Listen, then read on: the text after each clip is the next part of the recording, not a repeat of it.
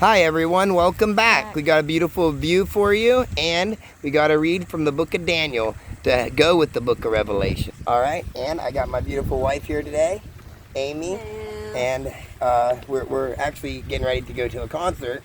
Our 17-year-old, she grew up so fast, and a shout out to her for walking through a world of darkness, being led by the light. And we do apologize, guys. I just got off work. She actually, it is really windy. Yeah, it's windy, but we want to get this read into y'all.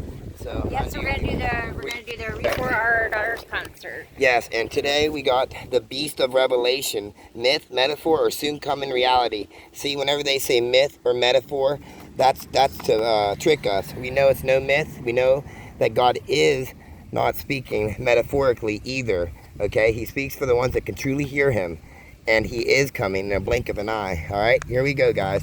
Chapter 1. All right. Let me get a good look at it. Whoops. Yep. Here, Mom. Will you do that so I can read, honey? Yep. Thank you. All right. All right. Hold on 1 second here. All right. Okay. Ready? The book of Daniel, key to the ancient mystery. All eyes turned as an elderly man walked eerily into a brightly lit and lavishly decorated banquet room. Wine-induced laughter and loud banter, which had filled the room a mere hour ago, and abruptly given way to an eerie, senseless, followed by subdued whispering in the aftermath of a spine-chilling scene. During the height of revelry, a hand had appeared out of thin air and had written on the wall a message in large letters. The occasion was a great banquet thrown by the Babylonian king Belshazzar to celebrate the invincibility of Babylon. Babylon, which had been under siege by the troops of Cyrus the Great of Persia, considered her walls to be indestructible. So, on the evening of the 7th month in 539 BC, Babylonians' powerful elite celebrated and drank toast.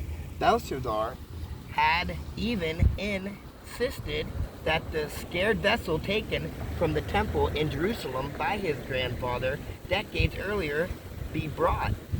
He wanted to use them as drinking goblets. This guy's insane. Who's going to use these holy relics? Then the handwriting on the wall appeared, and the party came to a stunned halt.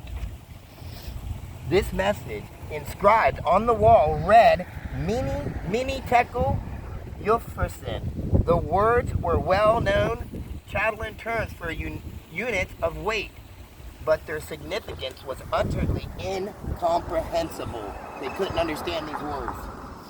Okay? There's only one person in the whole world that knew them words. Okay? To those watching, the elderly man summoned by the king was named Daniel. We all know who Daniel is. He had been brought to Babylonian as a teenager, Jewish captive.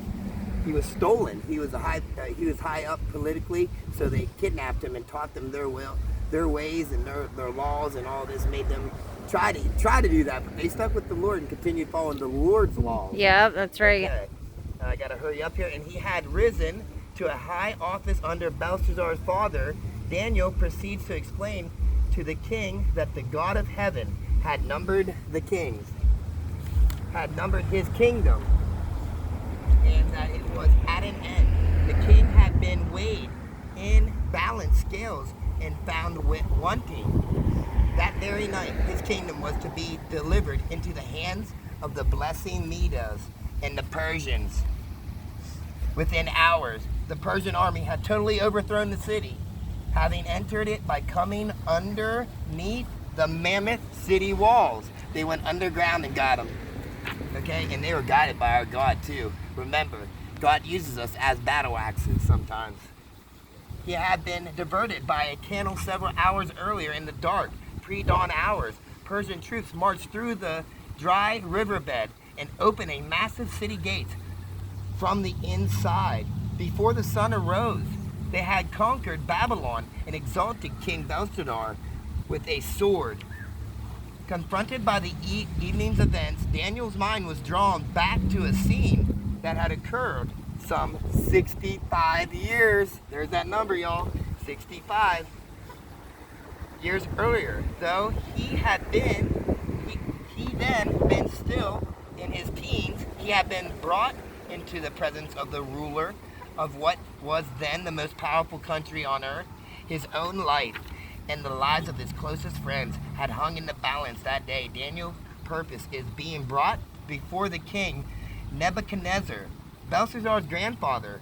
He had been interpreted in baffling dreams that the king had experienced a few days earlier. Daniel had boldly announced to the skeptical rulers that there is a God in heaven who is the revealer of secrets. He had then presented a God in spirit interpretation of the king's strange dreams. Okay, guys, that's one chapter. That's one big paragraph. We'll read the rest, and it's about the book of Daniel sets the stage. Thank you for tuning in. Please like, subscribe, and spread the word of the Lord. Bye, guys.